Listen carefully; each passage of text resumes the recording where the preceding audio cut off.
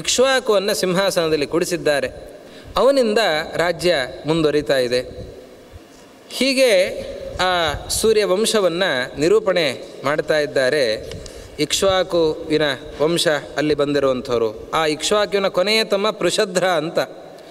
ಆ ಪೃಷಧ್ರ ಅವನ ಕಥೆಯನ್ನು ಹೇಳ್ತಾರೆ. ಅವನು ಗೋಹತ್ಯೆಯನ್ನು ಮಾಡಿದಂತಹ ಪ್ರಸಂಗ, ಅವನಿಗೆ ತಿಳಿಯದೇನೆ ಮಾಡಿದಂತಹ ಅಪರಾಧ, ಅದರಿಂದ ಅವನಿಗೆ ದೋಷ ಬಂದಿದೆ. ಅವನು ಕಾಡಿಗೆ ಹೋಗಿ ತಪಸ್ಸನ್ನು ಮಾಡಿದಂಥದ್ದು. ನಾಭಾಗ ಅಂತ ಇನ್ನೊಬ್ಬ ಸೋದರ, ಅವನಿಗೆ ಅಂಬರೀಷ ಮಗನಾಗಿ ಹುಟ್ಟಿದ್ದಾನೆ. ಹೀಗೆ ಆ ಚರಿತ್ರೆಯನ್ನು ನಿರೂಪಣೆ ಮಾಡಿದ್ದಾರೆ. ಹೀಗೆ ಹೇಳುವಾಗ ಅಲ್ಲಿ ಪಿತೃಗಳ ವಿಷಯದಲ್ಲಿ ಕೆಲವು ಜಿಜ್ಞಾಸೆಗಳನ್ನು ಮನು ಮಾಡ್ತಾ ಇದ್ದಾನೆ. ಪಿತೃದೇವತೆಗಳ ಕುರಿತಾಗಿ ಕೆಲವು ವಿಷಯಗಳನ್ನು, ಅಪರೂಪದ ವಿಷಯಗಳು, ಶ್ರಾದ್ದಕ್ಕೆ ಸಂಬಂಧಪಟ್ಟಿರುವಂತಹ, ಪಿತೃದೇವತೆಗಳಿಗೆ ಸಂಬಂಧಪಟ್ಟಿರುವಂತಹ ಬಹಳ ಅಪರೂಪದ ವಿಷಯಗಳನ್ನು ಮತ್ಸ್ಯಪುರಾಣ ನಮಗೆ ತಿಳಿಸಿಕೊಡ್ತಾ ಇದೆ. ಭಗವನ್ ಶ್ರೋತುಮಿಚ್ಛಾಮಿ ಪಿತॄಣಾಂ ವಂಶಮುತ್ತಮಂ ರವೇಶ್ಚ ಶ್ರಾದ್ದದೇವತ್ವಂ ಸೋಮಸ್ಯ ಚ ವಿಶೇಷತಃ.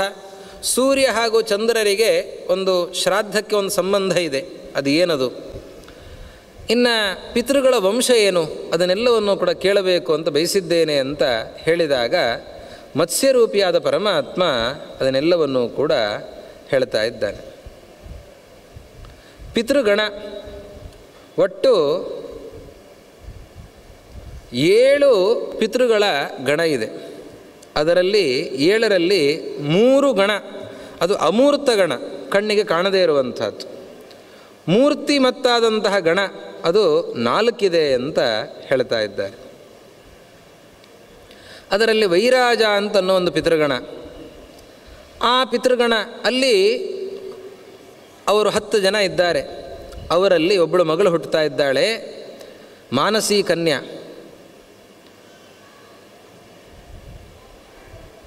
ಹಿಮವಂತನಿಗೆ ಮಡದಿಯಾಗಿರುವಂಥವಳು ಮೇನಕಾ ಅಂತ ಅವಳನ್ನು ಕರೀತಾ ಇದ್ದಾಳೆ. ಮೈನಾಕ ಅವಳ ಮಗನಾಗಿದ್ದಾನೆ.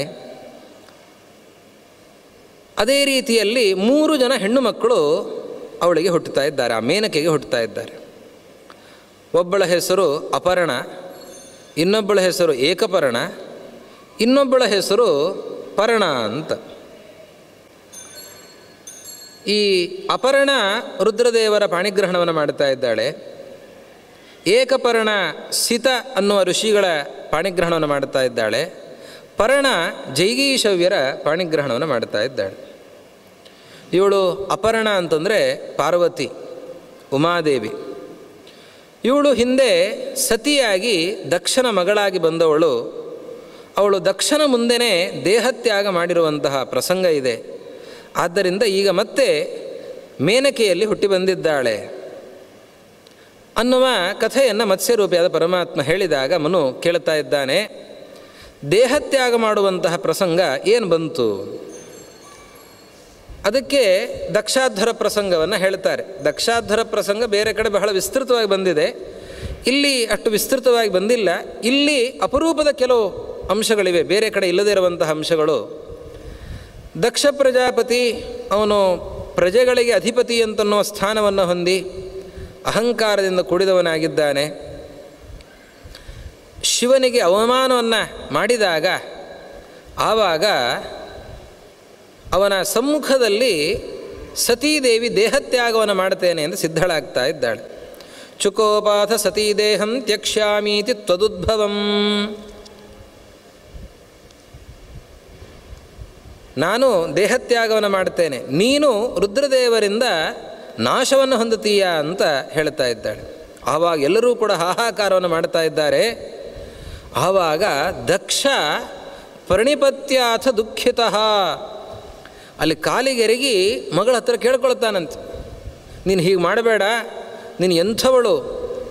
ಈ ಮಾತುಗಳೆಲ್ಲ ಬೇರೆ ಪುರಾಣದಲ್ಲಿ ಇಲ್ಲ. ನೀನು ಎಂಥವಳು? ತ್ವಮಸ್ಯ ಜಗತೋ ಮಾತಾ ಜಗತ್ ಸೌಭಾಗ್ಯ ದೇವತಾ. ಒಂದು ಸುಂದರವಾದಂತಹ ಪಾರ್ವತೀದೇವಿಯ ಸ್ತೋತ್ರ ತಂದೆ ದಕ್ಷ ಪ್ರಜಾಪತಿ ಮಾಡಿರುವಂಥದ್ದು.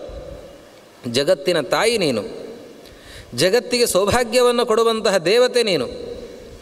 ಏನೋ ನನಗೆ ಅನುಗ್ರಹ ಮಾಡೋದಕ್ಕೋಸ್ಕರ ನೀನು ನನಗೆ ಮಗಳಾಗಿ ಬಂದಿದ್ದೀಯ ಹೊರತು ಮಗಳಾಗಿದ್ದೀಯಾ ಅಂತ ನನಗಿಂತ ಚಿಕ್ಕವಳು ಅಂತ ನಾನು ಭಾವಿಸೋದಿಲ್ಲ. ಬ್ರಹ್ಮಾಂಡದಲ್ಲಿ ನಿನ್ನ ಹೊರತಾಗಿ ಯಾವುದೂ ಕೂಡ ನಡೆಯೋದಿಲ್ಲ. ಪ್ರತಿಯೊಂದು ಕಡೆ ನೀನು ಇದ್ದು ಅಲ್ಲಿ ಪ್ರೇರಣೆಯನ್ನು ಮಾಡುವಂತಹ ಶಕ್ತಿಯಾಗಿದ್ದೀಯ. ಆದ್ದರಿಂದ ನನ್ನ ಅಪರಾಧವನ್ನು ಮನ್ನಿಸು, ಹೀಗೆ ನೀನು ಮಾಡಬೇಡ ಅಂತ ಕೇಳಿಕೊಳ್ತಾ ಇದ್ದಾನಂತೆ. ಆವಾಗ ಆ ಸತೀದೇವಿ ಹೇಳ್ತಾ ಇದ್ದಾಳೆ, ಪ್ರಾಹದೇವಿ ಯದಾರಬ್ಧಂ ತತ್ಕಾರ್ಯಂ ಮೇನ ಸಂಶಯ. ನಾನು ಯಾವುದನ್ನು ಮಾಡ್ತೇನೆ ಅಂತ ಸಂಕಲ್ಪವನ್ನು ಮಾಡಿದ್ದೇನೆ, ಅದನ್ನು ನಾನು ಅವಶ್ಯವಾಗಿ ಮಾಡ್ತೇನೆ. ಇವತ್ತು ನಿನ್ನ ಸಮ್ಮುಖದಲ್ಲಿ ದೇಹತ್ಯಾಗವನ್ನು ಮಾಡ್ತೇನೆ. ನಿನಗೆ ಆ ರುದ್ರದೇವರಿಂದ ಯಜ್ಞಭಂಗವೂ ಆಗತ್ತೆ, ನಿನ್ನ ಶಿರಚ್ಛೇದವೂ ಕೂಡ ಆಗತ್ತೆ. ಆದರೆ ಮುಂದೆ ನೀನು ಪ್ರಜಾಪತಿ ಆಗ್ತಾ ಇದ್ದೀಯ, ನಿನಗೆ ಜೀವನವೂ ಕೂಡ ದೊರಕ್ತಾ ಇದೆ. ನಿನಗೆ ನನ್ನ ಅನುಗ್ರಹದಿಂದ 60 ಜನ ಮಕ್ಕಳು ಆಗ್ತಾ ಇದ್ದಾರೆ. ಉತ್ತಮವಾದಂತಹ ಗತಿಯನ್ನು ನೀನು ಹೊಂದುತ್ತಾ ಇದ್ದೀಯ ಅಂತ ಹೇಳ್ತಾ ಆ ಸತೀದೇವಿ ಹೇಳ್ತಾ ಇದ್ದಾಳೆ, ತೀರ್ಥೇಶು ಚತ್ವಂ ದ್ರಷ್ಟವ್ಯ ಸ್ತೋತವ್ಯ ಕೈಶ್ಚನಾಮಭಿ. ದಕ್ಷ ಪ್ರಜಾಪತಿ ಕೇಳ್ತಾ ಇದ್ದಾನೆ, ನೀನು ಇಲ್ಲಿ ದೇಹತ್ಯಾಗ ಮಾಡ್ತೀಯ ಅಂತಾದರೆ ನಿನ್ನನ್ನು ನಾವು ಎಲ್ಲಿ ಕಾಣಬಹುದು? ನೀನು ಎಲ್ಲಿ ಇರ್ತೀಯ?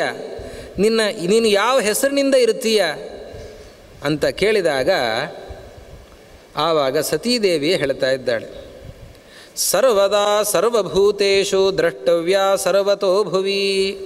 ಸರ್ವಭೂತೇಷು, ಎಲ್ಲ ಪ್ರಾಣಿಗಳಲ್ಲಿಯೂ ಕೂಡ ನಾನಿದ್ದೇನೆ ಅನ್ನೋ ಮಾತನ್ನು ಸತೀದೇವಿ ಹೇಳ್ತಾ ಇದ್ದಾಳೆ.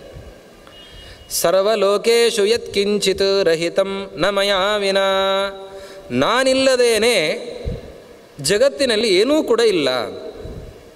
ಪ್ರತಿಯೊಂದು ವಸ್ತುವಿನಲ್ಲಿಯೂ ನಾನಿದ್ದೇನೆ. ಪ್ರತಿಯೊಬ್ಬ ವ್ಯಕ್ತಿಯಲ್ಲಿಯೂ ಕೂಡ ಪಾರ್ವತೀದೇವಿಯ ಸನ್ನಿಧಾನ ಇದೆ. ಸತೀದೇವಿ, ಪಾರ್ವತೀದೇವಿ, ರುದ್ರದೇವರು ಪ್ರತಿಯೊಬ್ಬರಲ್ಲಿಯೂ ಕೂಡ ಇದ್ದಾರೆ. ಉಮಾ ವೈ ವಾಕ್ ಸಮುದ್ದಿಷ್ಟ, ಮಧ್ವಾಚಾರ್ಯರು ಹೇಳಿರುವಂತಹ ಮಾತು.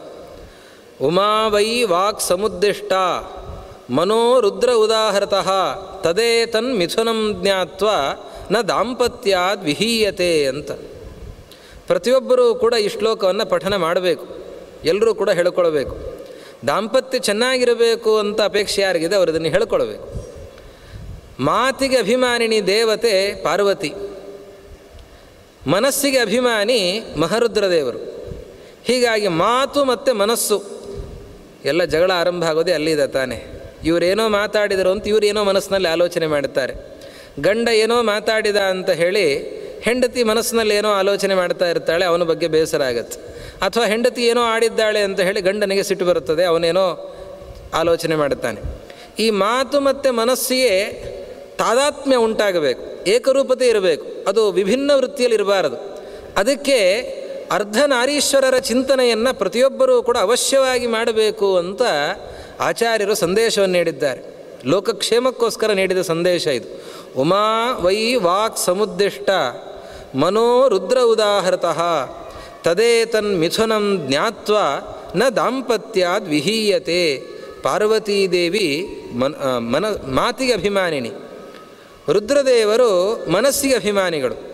ಈ ಜೋಡಿಯನ್ನು ಯಾರು ಚಿಂತನೆ ಮಾಡ್ತಾರೆ, ಈ ಅರ್ಧನಾರೀಶ್ವರರ ಚಿಂತನೆಯನ್ನು ಯಾರು ಮಾಡ್ತಾರೆ, ಅವರಿಗೆ ದಾಂಪತ್ಯದಲ್ಲಿ ಯಾವತ್ತಿಗೂ ಕಲಹ ಆಗೋದಿಲ್ಲ ಅನ್ನುವ ಮಾತನ್ನು ಆಚಾರ್ಯರು ಹೇಳ್ತಾರೆ. ಪಾರ್ವತೀದೇವಿ ಹೇಳ್ತಾ ಇದ್ದಾಳೆ, ನಾನು ಪ್ರತಿಯೊಂದು ವಸ್ತುವಿನಲ್ಲಿ ಪ್ರತಿಯೊಂದು ಕಡೆಯಲ್ಲಿಯೂ ಕೂಡ ನಾನಿದ್ದೇನೆ.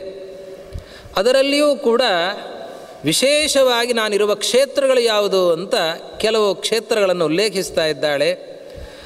ಕಾಶಿಯಲ್ಲಿ ವಿಶಾಲಾಕ್ಷಿಯಾಗಿದ್ದೇನೆ, ನೈಮಿಷಾರಣ್ಯದಲ್ಲಿ ಲಿಂಗಧಾರಿಣಿಯಾಗಿದ್ದೇನೆ, ಪ್ರಯಾಗದಲ್ಲಿ ಲಲಿತೆ ಆಗಿದ್ದೇನೆ, ಗಂಧಮಾದನದಲ್ಲಿ ಕಾಮಾಕ್ಷಿಯಾಗಿದ್ದೇನೆ, ಮಾನಸ ಸರೋವರದಲ್ಲಿ ಕುಮುದೆ ಆಗಿದ್ದೇನೆ, ಅಂಬರದಲ್ಲಿ ವಿಶ್ವಕಾಯ ಅಂತ ಅನಿಸಿಕೊಂಡಿದ್ದೇನೆ, ಗೋಮತಿ ಅಂತ ಗೋಮಂತ ಪರ್ವತದಲ್ಲಿ ಅನಿಸಿಕೊಂಡಿದ್ದೇನೆ, ಮಂದರ ಪರ್ವತದಲ್ಲಿ ಕಾಮಚಾರಿಣಿ ಅಂತ ನನ್ನನ್ನು ಕರೀತಾ ಇದ್ದಾರೆ, ಚೈತ್ರರಥ ಅನ್ನುವ ಉದ್ಯಾನವನದಲ್ಲಿ ನನ್ನನ್ನು ಮದೋತ್ಕಟ ಅಂತನೋ ಹೆಸರಿನಿಂದ ಆರಾಧಿಸ್ತಾ ಇದ್ದಾರೆ, ಹಸ್ತಿನಾಪುರದಲ್ಲಿ ಜಯಂತಿ ಅನ್ನುವ ಹೆಸರಿನಿಂದ ನನ್ನ ಪೂಜೆ ನಡೀತಾ ಇದೆ, ಕಾನ್ಯಕುಬ್ಜದಲ್ಲಿ ಗೌರಿ ಅಂತ, ಮಲಯ ಪರ್ವತದಲ್ಲಿ ರಂಭಾ ಅಂತ, ಏಕಾಮ್ರದಲ್ಲಿ ಕೀರ್ತಿಮತಿ ಅಂತ, ವಿಶ್ವೇಶ್ವರನಲ್ಲಿ ವಿಶ್ವ ಅಂತ, ಹೀಗೆ ಇನ್ನೂ ಅನೇಕವನ್ನು ಸ್ಥಳವನ್ನು ಉಲ್ಲೇಖ ಮಾಡ್ತಾ ಇದ್ದಾಳೆ. ಇಷ್ಟು ನಾಮಗಳನ್ನೆಲ್ಲ ಹೇಳ್ತಾ 108 ಹೆಸರುಗಳನ್ನು ಹೇಳ್ತಾ ಇದ್ದಾಳೆ ಪಾರ್ವತೀದೇವಿ, ಸತೀದೇವಿ. ಈ ಅಷ್ಟೋತ್ತರ ಶತನಾಮ ಇದು ಸತೀದೇವಿಯೇ ಹೇಳಿರುವಂತಹ ಬೇರೆ ಬೇರೆ ಕಡೆ ಇರುವಂತಹ ಸತೀದೇವಿಯ ರೂಪಗಳು, ಆ ಹೆಸರುಗಳು, ಅದನ್ನು ಸತೀದೇವಿಯೇ ಹೇಳ್ತಾ ಇದ್ದಾರೆ. ಇದನ್ನು ನಿತ್ಯವೂ ಕೂಡ ಜಪಿಸಬೇಕು. ಈ 108 ನಾಮಗಳನ್ನು ಯಸ್ಮರೇತ್ ಶೃಣುಯಾದ್ವಾಪಿ ಸರ್ವ ಪಾಪೈ ಪ್ರಮುಚ್ಯತೆ.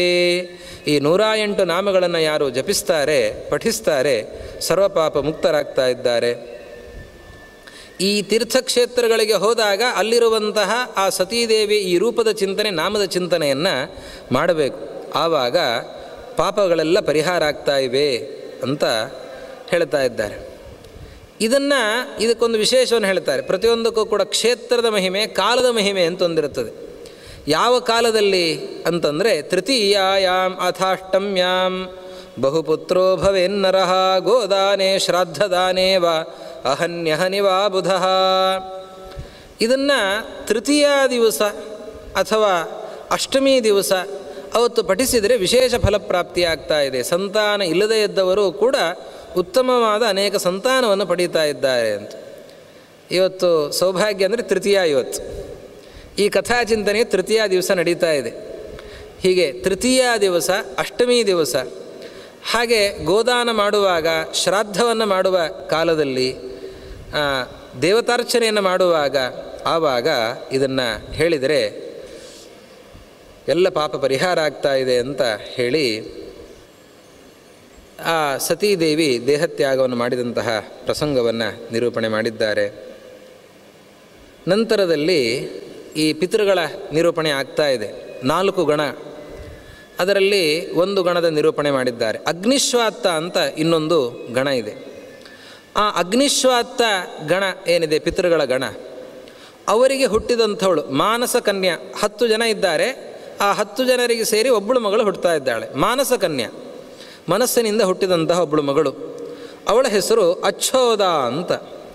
ಅವಳು ತಪಸ್ಸನ್ನು ಮಾಡ್ತಾ ಇದ್ದಾಳೆ. 1000 ವರ್ಷ, ದಿವ್ಯಂ ವರ್ಷ ಸಹಸ್ರಕಂ, ದೇವಮಾನದಲ್ಲಿ 1000 ವರ್ಷ ತಪಸ್ಸನ್ನು ಮಾಡಿದ್ದಾಳೆ.